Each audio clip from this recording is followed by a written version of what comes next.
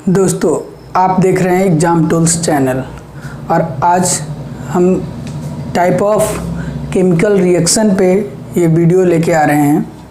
इसमें हम बताएंगे कि कितने टाइप का केमिकल रिएक्शंस होते हैं।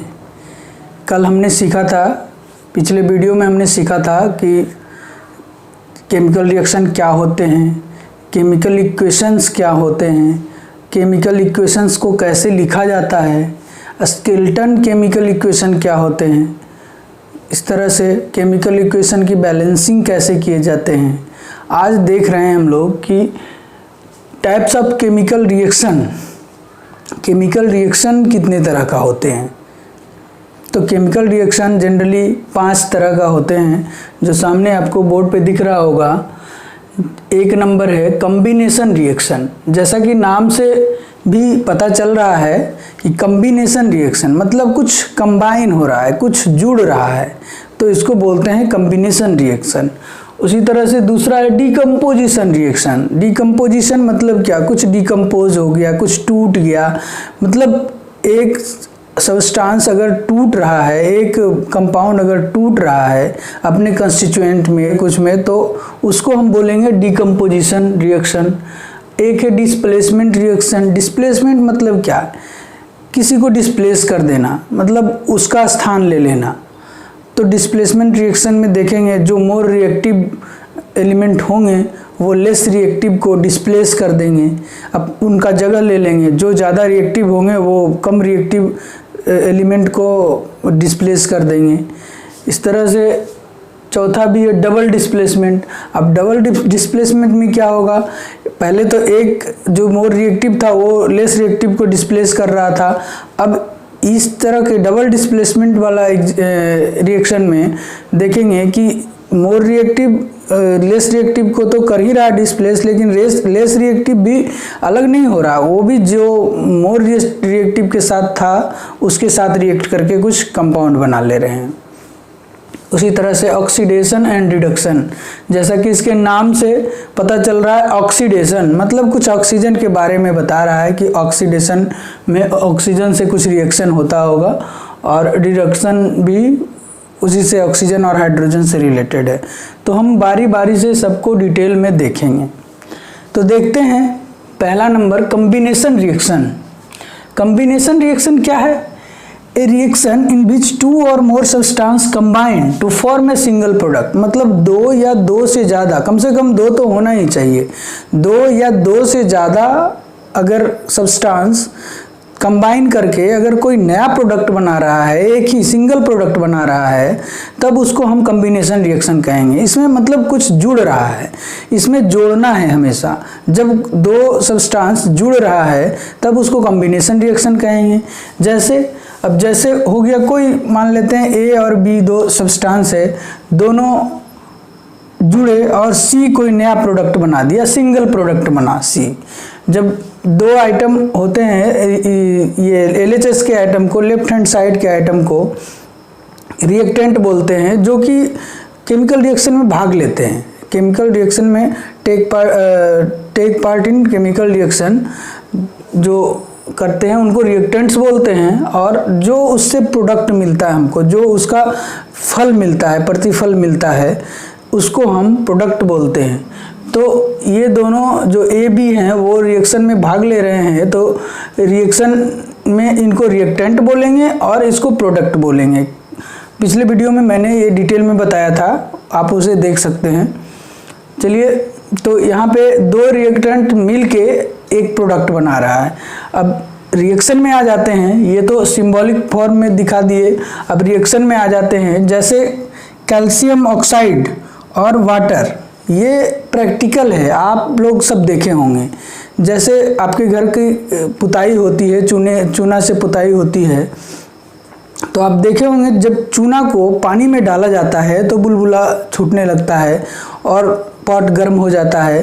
तो वो चूना जो है वो CaO है, क्विक लाइम है वो, और क्विक लाइम को जब वाटर में डालते हैं तो रिएक्शन करता है, और रिएक्शन करके क्या बनाता है, कैल्शियम हाइड्रोक्साइड बनाता है। ये जो है सॉक्ड लाइम होता है, बुझा हुआ चूना होता है।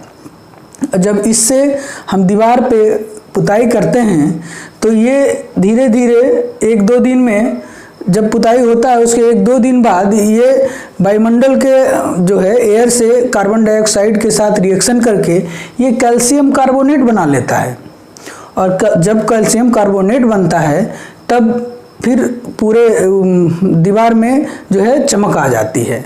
तो जब पुताई होती है उस समय देखेंगे कि उतना चमक नहीं आती है दीवार में, लेकिन 1-2 दिन छोड़ने के बाद फिर देखते हैं कि उसमें चमक आ जाती है। तो ये यही कारण से, चूँकि स्टार्टिंग में जब हम चूने को जल में इसको दिए, जब CaO को वाटर के साथ रिएक्ट कराए तो कैल्शियम हाइड्रोक्साइड बना, लेकिन वो जो है वो टेम्पररी फॉर्म है कैल्शियम हाइड्रोक्साइड।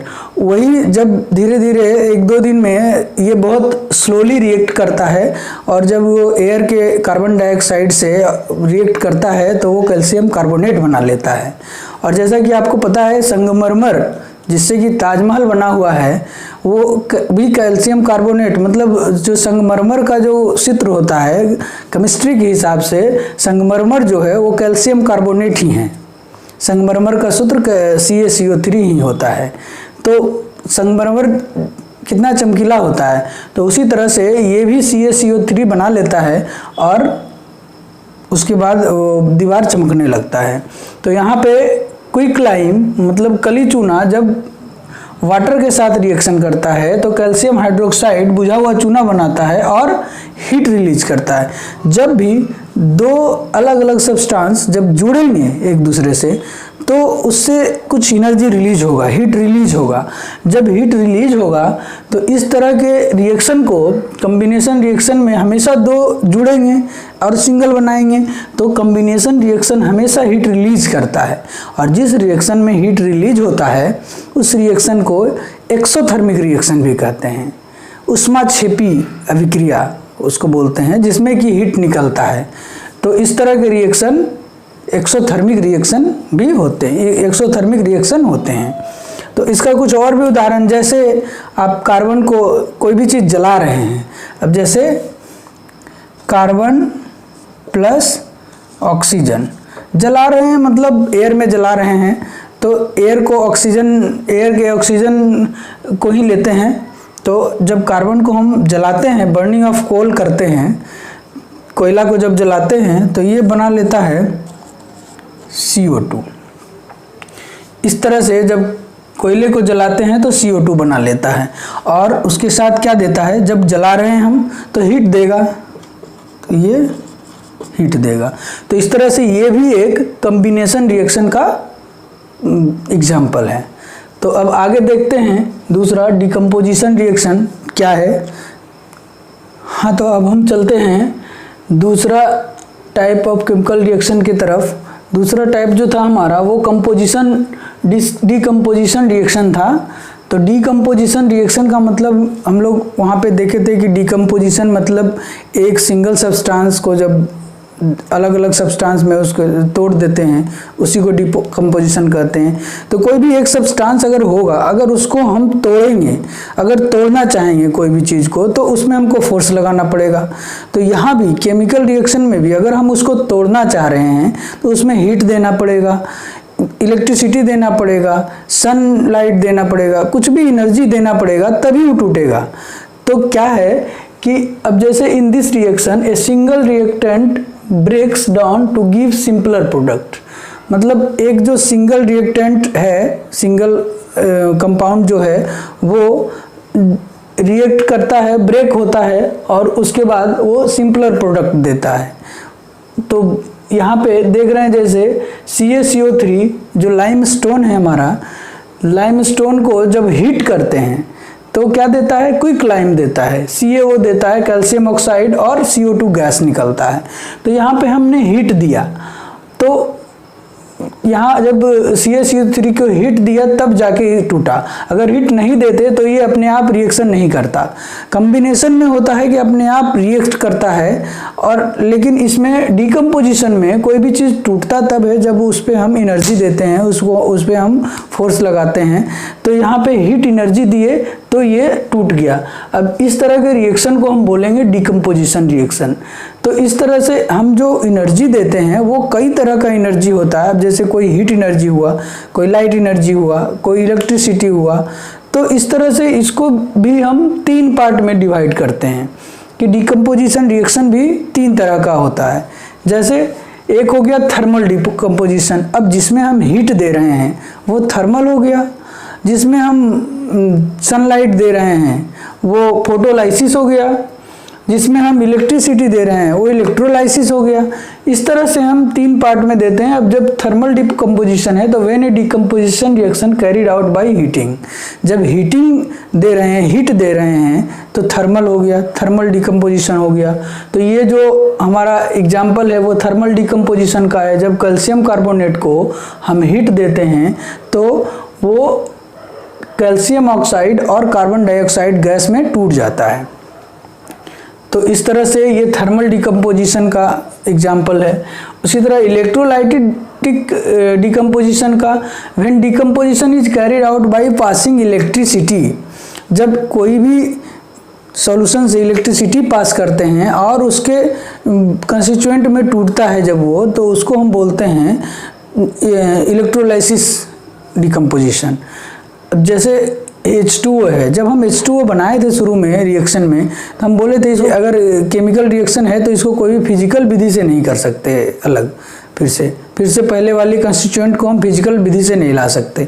तो इसको फिजिकल से नहीं ला सकते, लेकिन यहाँ पे केमिकल से ला सकते हैं। हाइड्रोजन और ऑक्सीजन मिलके जब वाटर बन गया था तो कोई भी फिजिकल वे से नहीं हम ला सकते थे, लेकिन केमिकल वे से ला सकते हैं।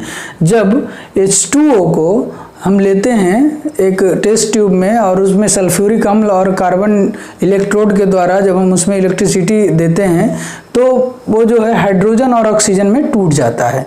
वो हमारा एक्टिविटी 1.7 में बुक में दिया हुआ है, उसे देख सकते हैं। तो फोटोलाइसिस डिकम्पोजिशन, अब फोटोलाइसिस डिकम्पोजिशन क्या है? तो when decomposition carried out in presence of sunlight, जब सनलाइट के प्रेजेंस में कोई डिकम्पोजिशन होता है, सनलाइट भी एक तरह का एनर्जी है। अब जब सनलाइट के प्रेजेंस में कोई डिकम्पोजिशन हुआ तो उसे हम कहेंगे फोटोलाइसिस डिकम्पोजिशन। अब फोटोलाइसिस डिकम्पोजिशन क्या है? अब यहाँ भी एक रिएक्शन है जो सनलाइट के प्रेजेंस में हो रहा है और यहाँ भी है जो सनलाइट के प्रेजेंस में हो रहा है। यहाँ पे जब हम सिल्वर क्लोराइड लिए AgCl तो वो सनलाइट में अगर रखे तो सिल्वर क्लोराइड वाइट होता है, और वो जब सनलाइट में रखे तो कुछ देर के बाद देखिएगा कि वो ग्रे कलर हो जाता है। तो वो क्या करता है, सिल्वर और क्लोरीन में टूट जाता है। ये भी हमारा बुक में 1.8 एक्टिविटीज़ में दिया हुआ है। तो और दूसरा क्या है फोटोलाइसिस में कि जब सिल्वर ब्रोमाइड को भी सनलाइट में जब हम रखते हैं तो वो सिल्वर और ब्रोमीन में टूट जाता है। तो इस तरह से ये जो दोनों फोटोलाइसिस वाला जो दोनों रिएक्शन है, ये दोनों रिएक्शन का यूज़ क्या किसमें होता है? The reaction are used in black and white photography. Photography में कौन से रिएक्शन का यूज़ होता है, ये हमेशा एग्जाम में आते हैं।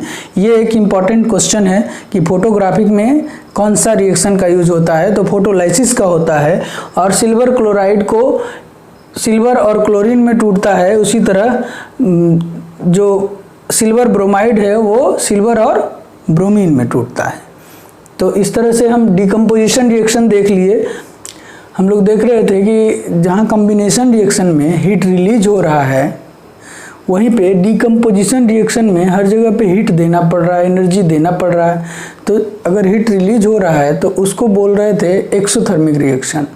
तो जहाँ पे हीट देना पड़ रहा है उसको क्या बोलेंगे? तो उसको बोलेंगे इंडोथर्मिक रिएक्शन। अगर जिस रिएक्शन में हीट देना पड़े, हमें बाहर से हीट देना पड़े, उसको बोलेंगे इंडोथर्मिक रिएक्शन। और जिस रिएक्शन में हीट निकले, हीट प्राप्त हो हमें, उसे बोलेंगे एक्सोथर्मिक रिएक्शन। अब आगे देखते हैं डिस्प्लेसमेंट रिएक्शन। हाँ, तो अब देखते हैं तीसरा है डिस्प्लेसमेंट रिएक्शन। डिस्प्लेसमेंट रिएक्शन क्या है? जैसा कि इसके नाम से पता चल रहा है, डिस्प्लेस कर रहा है, किसी को हटा रहा है, किसी को हटा के उसका जगह ले रहा है। तो डिस्प्लेसमेंट रिएक्शन है the chemical reaction in which more reactive substance या more reactive element displace less reactive element. मतलब जो मोर रिएक्टिव एलिमेंट होता है वो लेस रिएक्टिव को डिस्प्लेस कर देता है। अब जैसे कोई भी सॉल्यूशन से, अब जैसे सॉल्यूशन को मान लीजिए क्लास, और अगर क्लास में आप सबसे तेज स्टूडेंट हैं तो टीचर आपको लाइक करते हैं, लेकिन जब कोई दूसरा स्टूडेंट आ जाता है आपसे भी तेज होनहार स्टूडेंट, तो फिर टीचर उनको लाइक करने लगते हैं। तो वो क्या किया, उस स्टूडेंट ने आके आपको डिस्प्लेस कर दिया, मतलब आपका जगह वो ले लिया अब कि चल टीचर अब उसे लाइक करने लगे। तो वो जो था आपसे ज़्यादा रिएक्टिव था या आपसे ज़्यादा तेज़ था पढ़ने में, मतलब रिएक्टिव था। तो इसी तरह से अगर कोई सॉल्यूशन में अगर मोर रिएक्टिव एलिमेंट को डाल देंगे तो जो लेस रिएक्टिव एलिमेंट है उसको वो हटा देगा वहाँ से और उसका जगह खुद ले लेगा। जैसे अगर कोई लोहे को, आयरन को अगर हम कॉपर सल्फेट के एक्वस सॉल्यूशन में डाल दें, कॉपर सल्फेट का एक्वस सॉल्यूशन है, इसमें सॉलिड आयरन नेल को हम डालें तो क्या होता है, FeSO4 बना लेता है। वो आयरन का नेल पे एक परत चढ़ा लेता है, FeSO4 वो एक्वस सॉल्यूशन बना लेता है। वो जो सॉल्यूशन था उसमें FeSO4 का सॉल्यूशन बन जाता है, अब आयरन सल्फेट का सॉल्यूशन बन जाता है। पहले जो कॉपर सल्फेट का सॉल्यूशन था अब वो आयरन सल्फेट का सॉल्यूशन हो गया और कॉपर को हटा दिया अलग। तो इस तरह से आयरन जो है कॉपर का जगह ले लिया और कॉपर को अलग हटा दिया। जिस तरह से स्टूडेंट वो नया वाला जो तेज वाला स्टूडेंट आया वो आपको हटा के दूसरे आपका जगह ले लिया, उसी तरह वो भी अपना आया। फेरस ये रिएक्टिव है कॉपर से और वो कॉपर को हटा के उसका जगह ले लिया। उसी तरह अगर जिंक है, जिंक भी कॉपर से ज़्यादा रिएक्टिव है और जिंक को भी अगर कॉपर सल्फेट के एक्वस सॉल्यूशन में डाले तो जिंक भी ZnSO4 यानी जिंक सल्फेट बना लिया और कॉपर को अलग हटा दिया। मतलब जो ज़्यादा रिएक्टिव रहेगा वो कम रिएक्टिव को अलग हटा देगा, तो उसको बोलेंगे डिस्प्लेसमेंट रिएक्शन। तो यहाँ पे जो जिसका सॉल्यूशन था वो प्रिसिपिटेट हो गया, ये जो है अलग हट गया और ये जब सॉलिड हो गया तो वो क्या करेगा, वो एक्वस सॉल्यूशन में नीचे बैठ जाएगा। अब जब नीचे बैठेगा तो उसको बोलेंगे प्रिसिपिटेट। प्रिसिपिटेट बोलते हैं जो कि सॉल्यूशन में कोई चीज़ मतलब घुलता नहीं है और नीचे बैठ जाता है, टेस्ट ट्यूब के पेंदी में बैठ जाता है। तो इस तरह से यहाँ पे कॉपर दोनों केस में प्रिसिपिटेट हो गया। अब क्या है, नेक्स्ट देखते हैं डबल डिस्प्लेसमेंट रिएक्शन।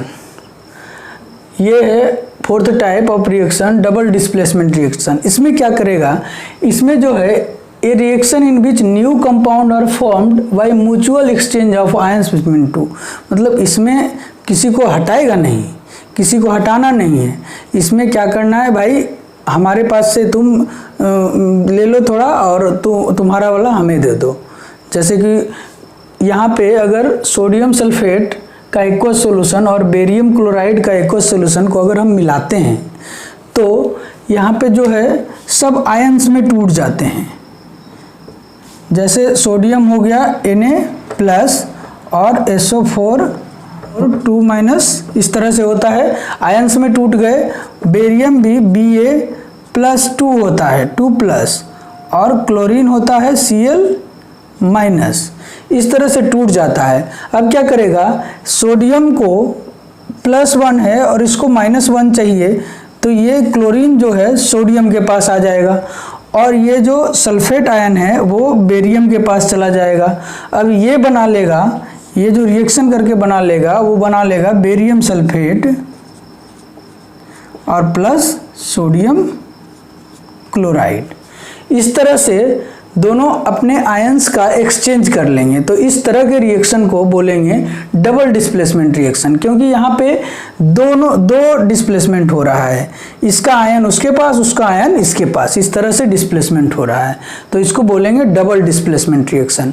अब नेक्स्ट देखते हैं अगला रिएक्शन।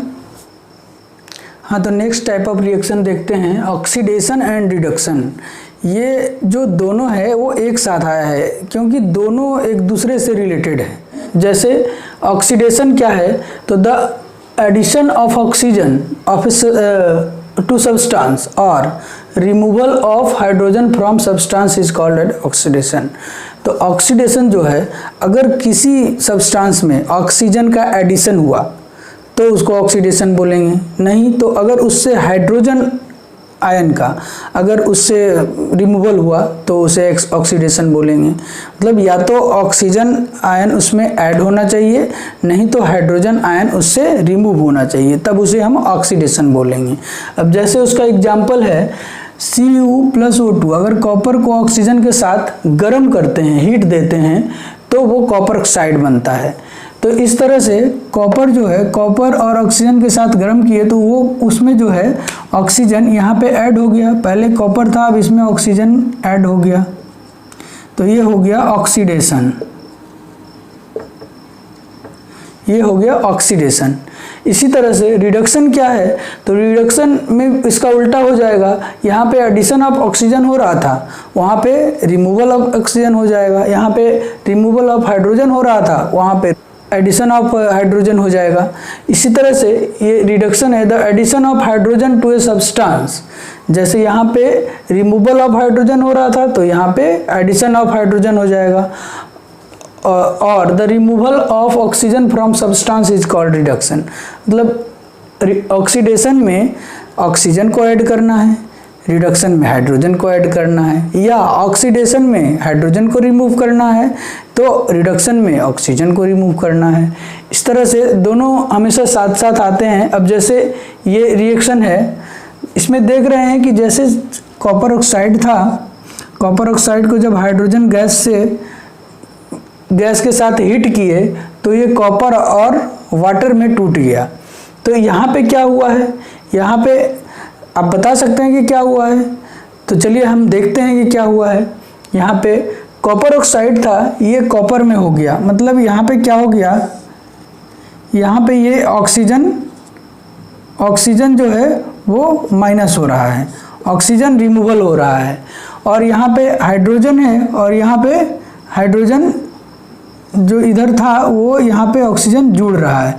तो यहाँ पर जब ऑक्सीजन जुड़ रहा है तो इसको बोल सकते हैं ऑक्सीडेशन, और यहाँ पे ऑक्सीजन जब माइनस हो रहा है तो इसको बोल सकते हैं रिडक्शन। मतलब एक ही इक्वेशन में दोनों हो रहा है, ऑक्सीडेशन भी हो रहा है, रिडक्शन भी हो रहा है। इसको हिंदी में बोलते हैं ऑक्सीकरण, इसको बोलते हैं अवकरण।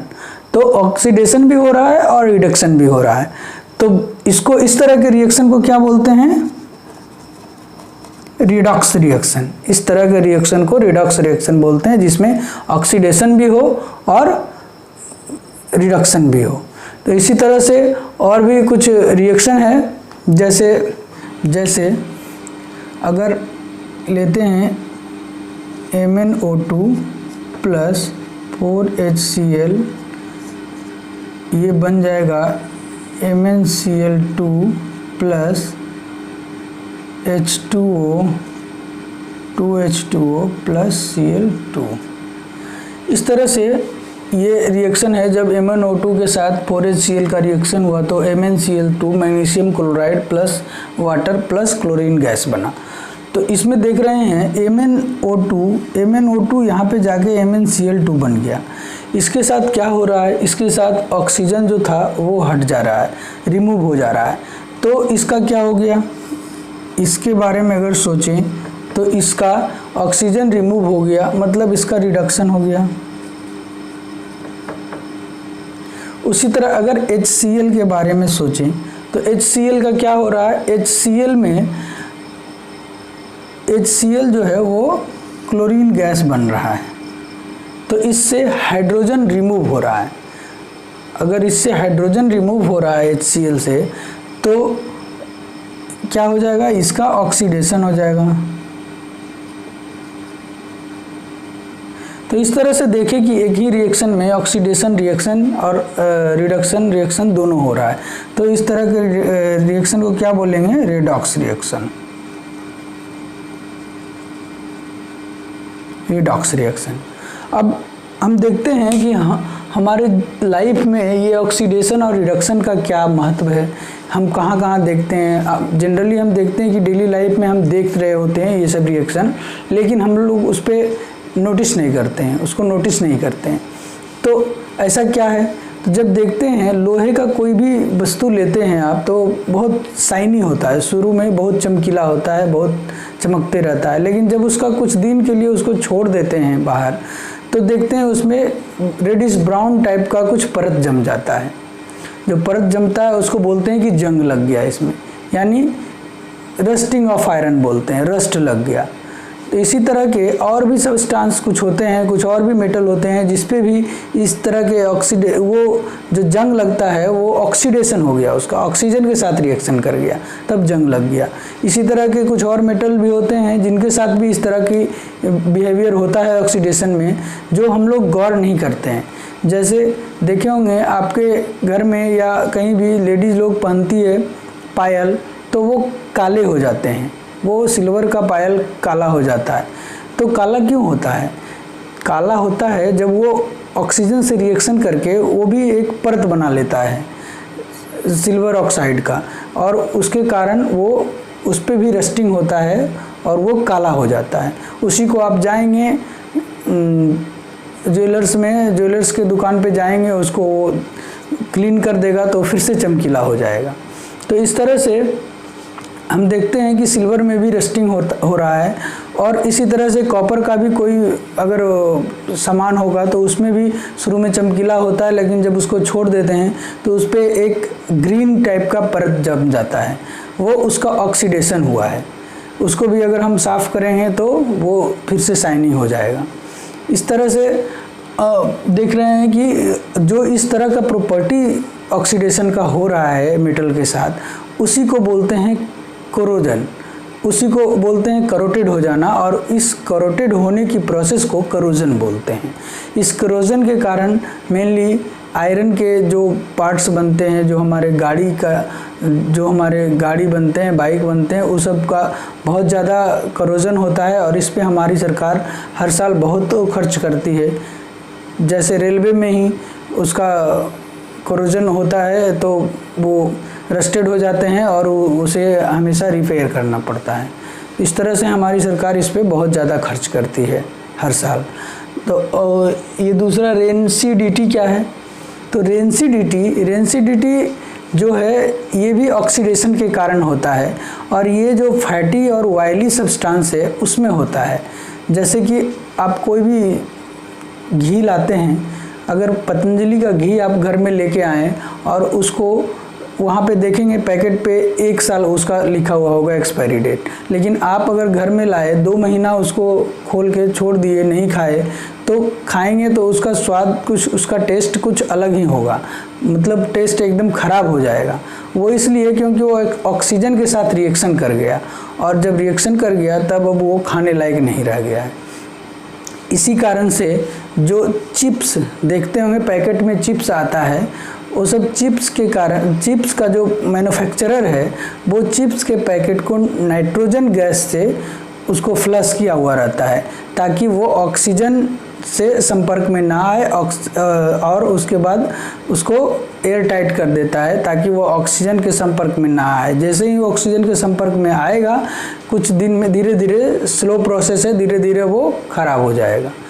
तो इस तरह से देखें हम कि रेंसिडिटी के कारण ही मैन्युफैक्चरर लोग कोई भी जो फैटी और ऑयली जो सब्सटेंस होते हैं उसको एयर टाइट कंटेनर में पैक करके बेचते हैं, ताकि ज़्यादा दिन तक वो चल सकें। तो इस तरह से हम ये चैप्टर ख़त्म कर लिए। हालांकि इस चैप्टर में चूँकि 5 इक्वेशन है, तो 5 इक्वेशन को आप कहेंगे कि ये तो बहुत मुश्किल है 5 इक्वेशन को याद करना। तो याद करने का अगर कोई ट्रिक अपनाएं, जैसे अगर अब इस तरह से 5 रिएक्शन को लिख लिए हैं, अब क्या करना है, हमको 2-2 का जोड़ा बनाना है। अगर 2-2 का बना लिए, जैसे कॉम्बिनेशन रिएक्शन में आपने पढ़ा कि दो अलग अलग सब्सटेंस कंबाइन करके एक सिंगल प्रोडक्ट बनाता है। तो डिकम्पोजिशन में एक सिंगल जो सब्सटेंस है वो टूट के अलग अलग प्रोडक्ट बनाता है। तो ये दोनों आपस में रिलेटेड हैं। अगर ये दोनों को एक साथ रख के याद किया जाए तो आसानी से याद हो जाएगा।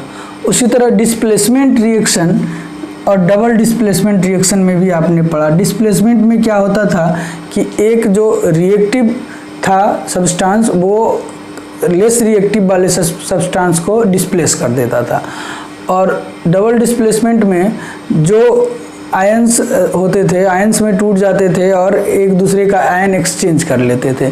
तो इस तरह से दोनों लगभग मिलता जुलता है, तो इस तरह से दोनों को याद किया जा सकता है। उसी तरह ऑक्सीडेशन और रिएक्शन तो ऑक्सीडेशन और रिडक्शन तो एक साथ में आते ही हैं, इसे तो याद करना आसान ही है। इस तरह से अगर दो का सेट बना लें तो आसानी से ये टाइप्स ऑफ रिएक्शन याद हो जाएंगे। अगर आपको ये वीडियो अच्छा लगा तो आप इसे लाइक करें, सब्सक्राइब करें और कमेंट करें। धन्यवाद दोस्तों।